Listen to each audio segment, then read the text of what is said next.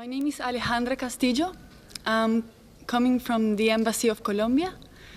And in my country, we have an armed conflict, and we are in the middle of a peace process. And I've seen that victims want the truth.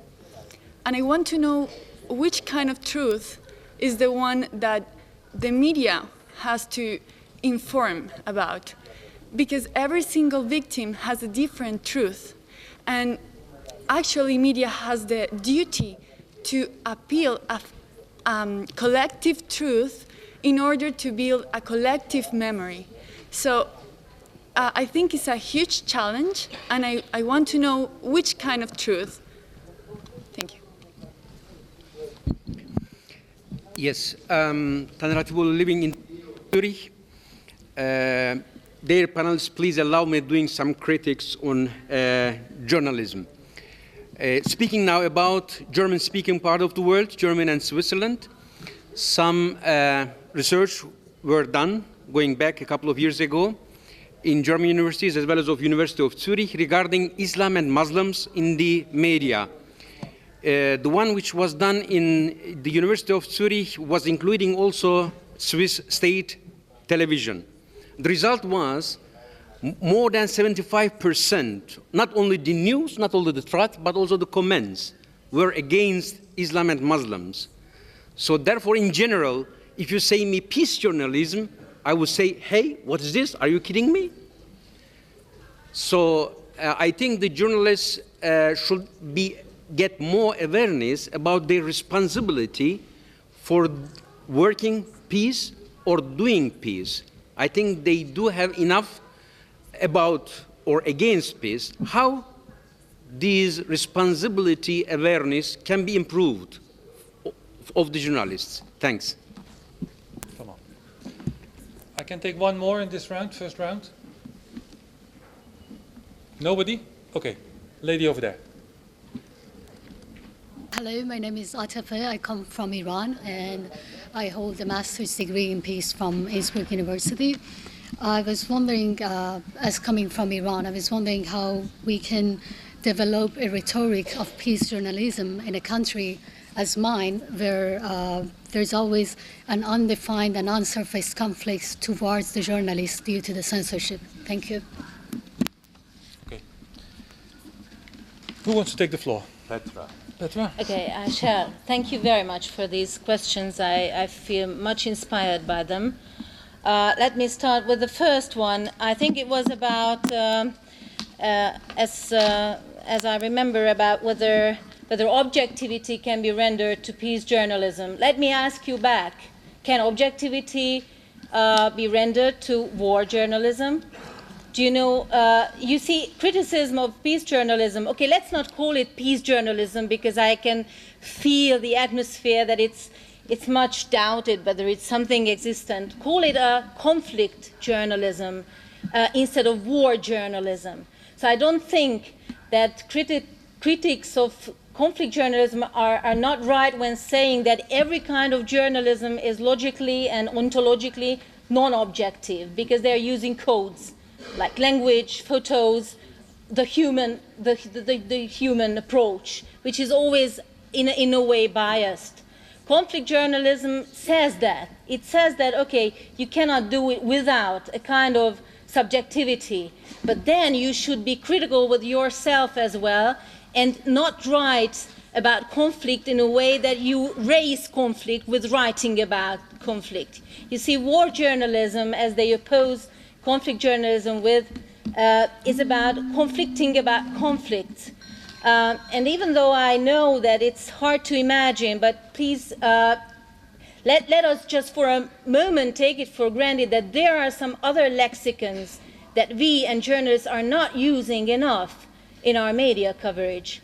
And we are all very much safe when saying that, okay, we are under the conventions of newsworthiness, that you should talk about something that stands out of the information jungle. But I think that we should investigate other lexicons as well. I was just talking about metaphors, for example.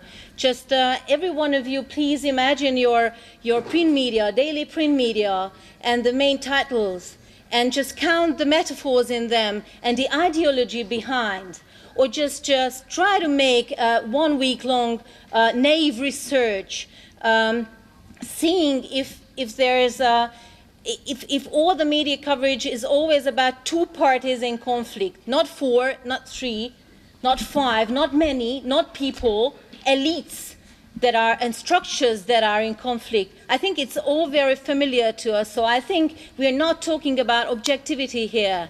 If you mean objectivity as something ultra-rational doctrine, we are talking about objectivity as a kind of responsibility, and as a kind of alternative to war journalism. And there was another question I would like to address, and I'm very grateful for that.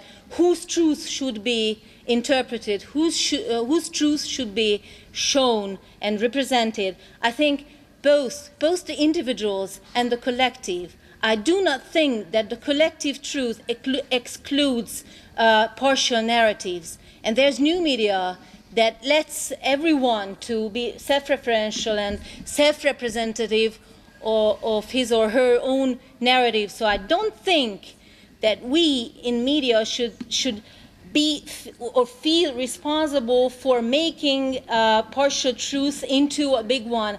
Let us trust that there is a common truth that people feel, or that can be shown via, let's say, mainstream media, but there are some partial truths, and they may contribute to the main ones as well. So again, I wouldn't use that lexicon of excluding one thing from the other. They can both be existent beside each other, I guess. Okay. Thank you. Mr. Bach? Yes. We are talking about the peace journalism. When I was a correspondent in Paris, from time to time I was dispatched to the Middle East conflict area to cover something over there. Whenever I suggest a story to the desk in my newspaper, the first response was always, is the story interesting? What is interesting? Whenever I hear this story, there should be something touching to emotions. Their first concern is not the truth or some artifact. The title. What is important is title. Does it make a title? If we make title, the story should be interesting. So even in the case of conflict, I think the peace journalism is an ideal journalism. It's true. So in terms of, I talked about the objectivity, fairness, no prejudice, some values which the mainstream media has to pursue. But I think the principle is principle. Principle is principle because it is not achieved 100% in reality. So in this age of digital media, I think the crisis of mainstream media is the first crisis is credibility, and second is financial independence. So we are in the double crisis now. So I think the only way to achieve the survival of mainstream media is doing their role to regain the credibility of the people. So that's what. Okay. Okay. Okay, three remarks. One on the culture of peace and peace journalism that Hasan Dadelen just mentioned. You know, I mean, we know that very well. Petra, when she spoke, said that her students didn't know about peace journalism in Hungary because there's no war in Hungary, of course. It's also part of it. But we had one. Actually, it was a protracted, violent conflict. Let's call it that way, for a nice euphemism. But peace journalism exists in Turkey, and there are, not only studies but courses, and it is something completely new, and new in the sense that, as opposed to what the media during years, especially in the 1990s, how the media and the mass media and the mainstream mass media was, functional in putting oil in the fire. And Petra gave us very important dialogical, oppositions between we and they, and number of deaths, victory and defeat. I mean, the Turkish media was always talking about with this sort of, words together with horrible pictures. As you know, it's something new. I don't know whether it will help to develop, a critical publicity. But I think it will, especially now with what is going on in terms of quote-unquote peace process. As for the and of course it's very much related to what the Swiss colleague has mentioned about the 75% of comments on the Swiss TV and radio against Islam and Muslims. I think there, I mean, we can't talk about any peace or culture of peace or whatever, but openly about hate speech. And this is very common, and the hate speech is something which is very, sometimes very difficult to judge, and it goes between the lines, and because it addresses, the very feelings of people, and it's extremely dangerous, of course. And as for the objectivity debate, I would like to recall a conversation that I had during my UN years with a famous reporter, Christiane Amanpour. I was in Bosnia in those days as a UN official. And we were, of course, killing time, I mean, if I may say so, in the evenings. And she said about this objectivity issue, and I will always remember. She said, of course, we are not taking sides when we report, but we are not neutral either, meaning that we are not stupid. We know who is killing who. I mean, but we are trying to report as objectively as possible.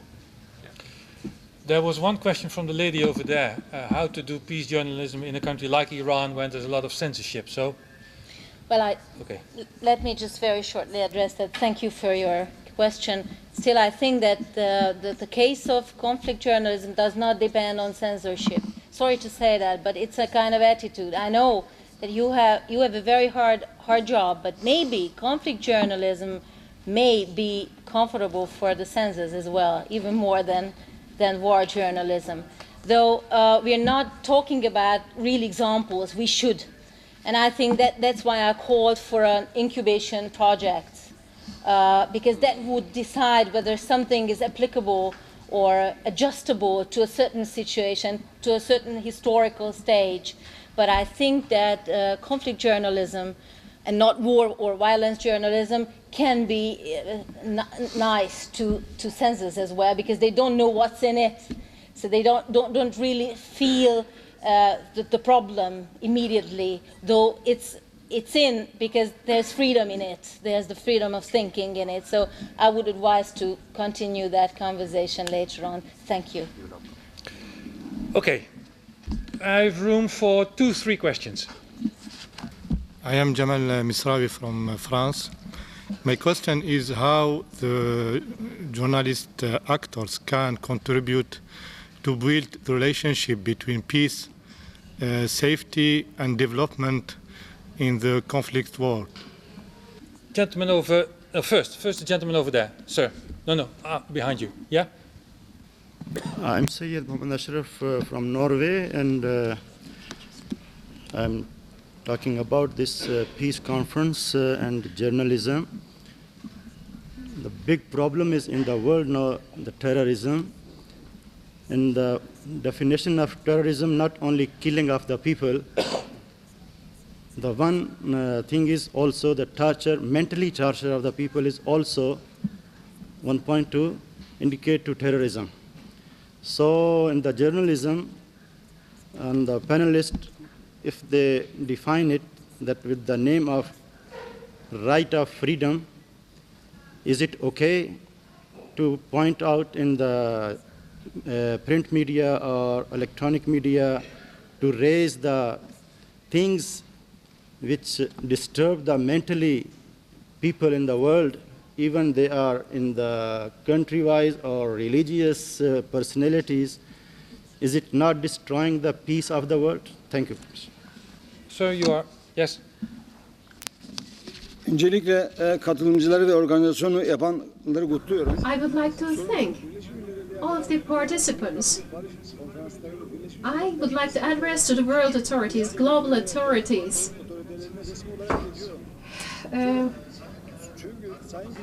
Our distinguished leader, Gül, has got some addressings, and many of our speakers has mentioned many important points.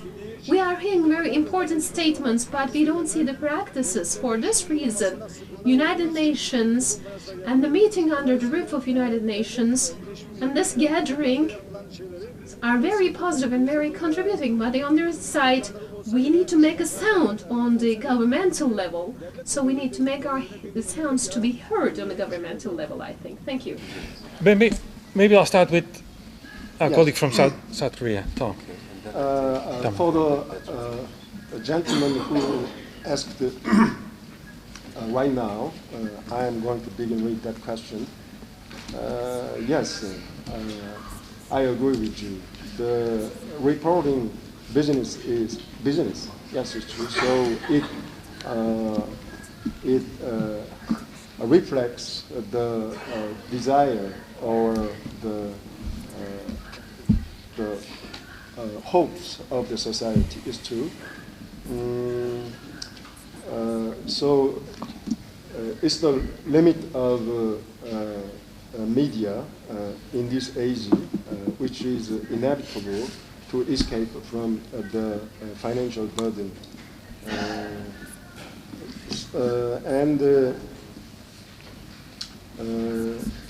So I'm going to tell you another example. When I visited Turkey this year, I was surprised by the big readership of Zaman newspaper.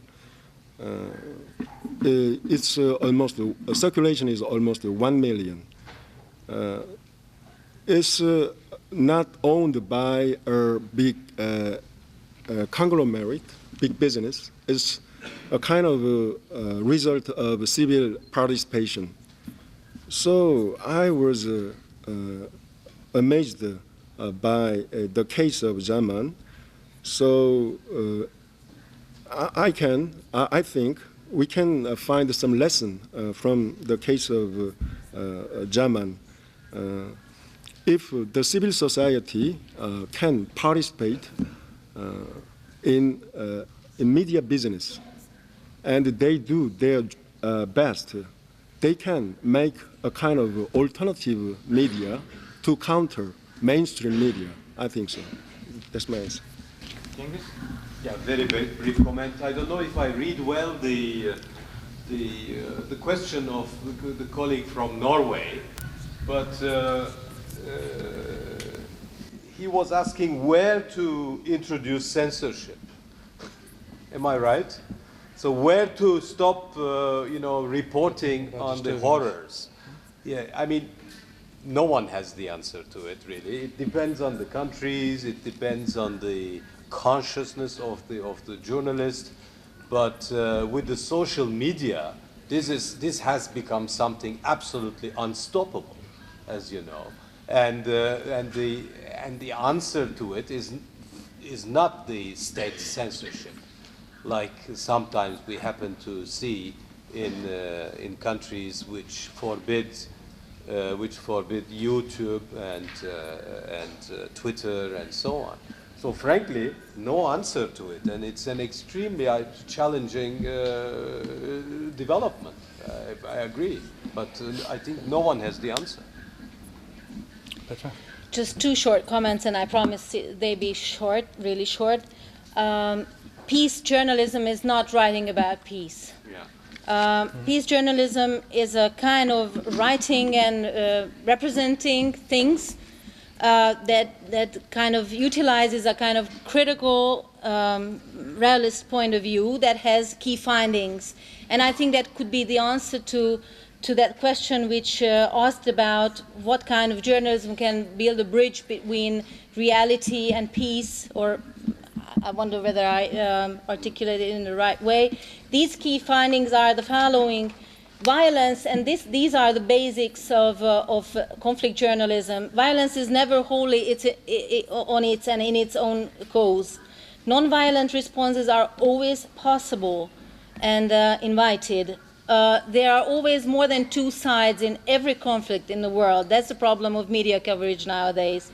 Every party has a stake, and no one can be treated as an object in any of the or none of the stories. So that is one answer of mine. The second is you asked about audience, the audience demand towards media that asks from media to provide violence. Now, I don't think we agree. And I think it's the main problem of media specialists. This is their excuse. Have you ever thought of having little devices always permanent with you all the time during your day? Have you ever wanted that? No. But you have it now. I think media raises a kind of a demand from the audience's side about which the audience cannot report or cannot be self-critical enough. And I think that's a double responsibility of media, not to raise demands that are not needed, not naturally needed, or morally or ethically needed by audience. Thank you.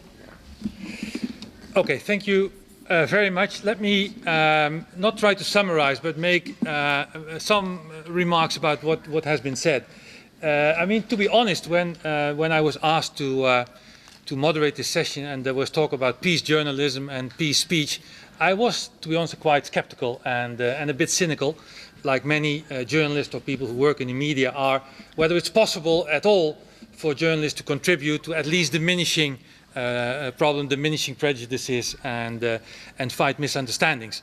I'm still not fully convinced myself that it is possible or that is the first task of journalists to do so, but I do believe, and in that sense I've learned as well myself something today, I do believe it's possible for journalists, more than often happens, to look at conflicts, to write about conflicts, so not to write about peace, but to write about conflicts in a more balanced way where different truths are being recognized and at least a small contribution is paid to diminishing prejudices and misunderstanding. It's not the trick that does it all.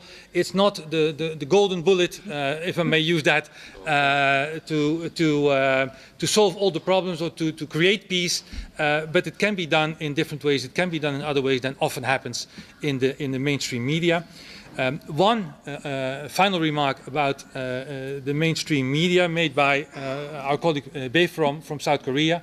It's a question that the mainstream media struggle with, not only with regards to peace and journalism, but the future of mainstream traditional media, and that is to regain credibility. I think that's extremely important, faced with social media that have their own dynamic, that have cut themselves a certain space in media, and traditional media have a problem there. There's no golden solution there either.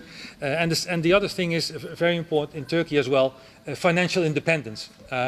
When that's not there, you see slowly media gliding into the hands of governments being used for humanitarian reasons. So I think that would be a message as well coming from this podium. Thank you very much for your attendance. There's a half-an-hour break for the last session starts on education and peace. Thank you very much.